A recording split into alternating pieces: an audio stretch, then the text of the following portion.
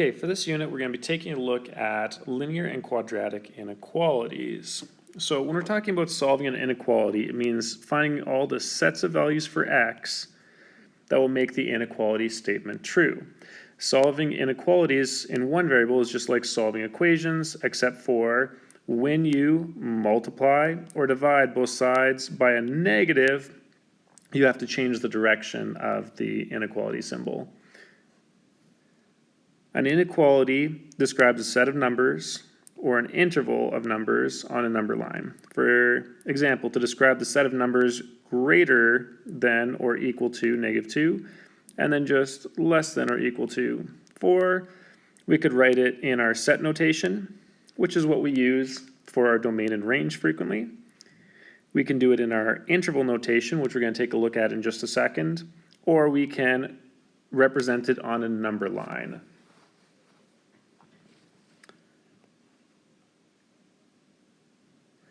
So, when we're talking about open intervals using interval notation, it's going to be all the set of numbers between a and b, but not equal to a or b. If I have a closed interval, it's the same thing, except for now it is going to be equal to a or b. We can see the difference between them is the set brackets, where if we have a curved bracket, it means not equal to. If we have a square bracket, it means equal to.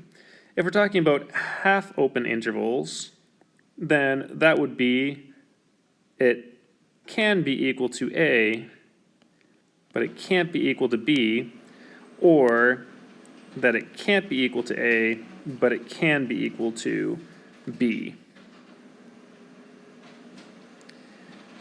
If I'm looking at infinite intervals where it's going to positive or negative infinity, if I said that the lowest point on the left side is A, but the highest point is positive infinity, then that means that x, or whatever the value is, has to be greater than A. If I did a square bracket for this one, it's just going to be x's greater than or equal to a.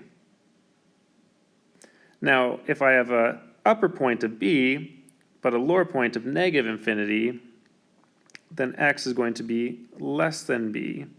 Or with a square bracket, x is less than or equal to b. Now, what do you notice about all the infinite intervals? They are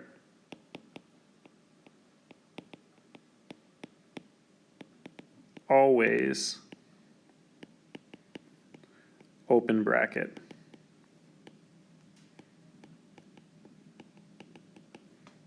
You can't actually reach the point of positive infinity. You can't actually reach the point of negative infinity. So we always use those curved brackets when referring to infinity.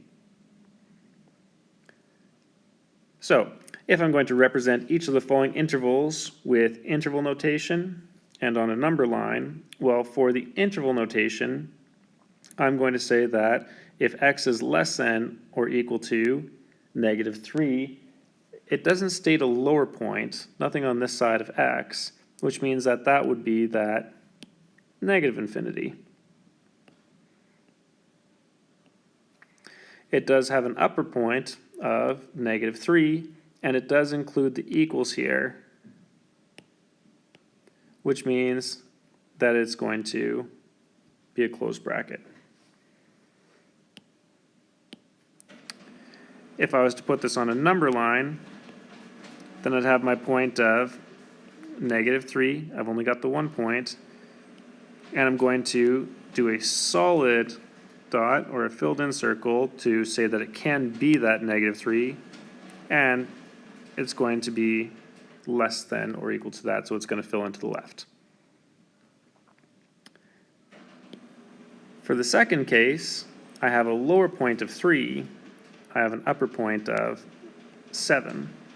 The lower point includes an equals to, and the upper point does not. If I was to put this on a number line, I have those 2 points, 3, and 7. And I'm going to make sure that it's very clear that for the 3, I'm going to fill in the point, and for the 7, I'm going to leave it open to indicate that it can't actually equal 7.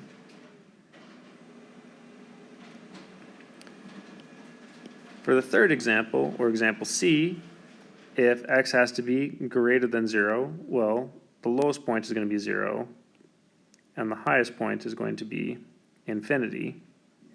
And because it doesn't include equal, the 0 is going to be open, and infinity is always open.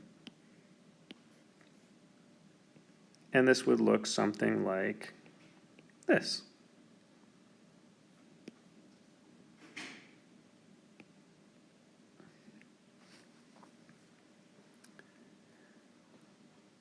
And in the last case, if I have XER, well, it doesn't have a lower limit, so it's negative infinity. It doesn't have an upper limit, so it's positive infinity.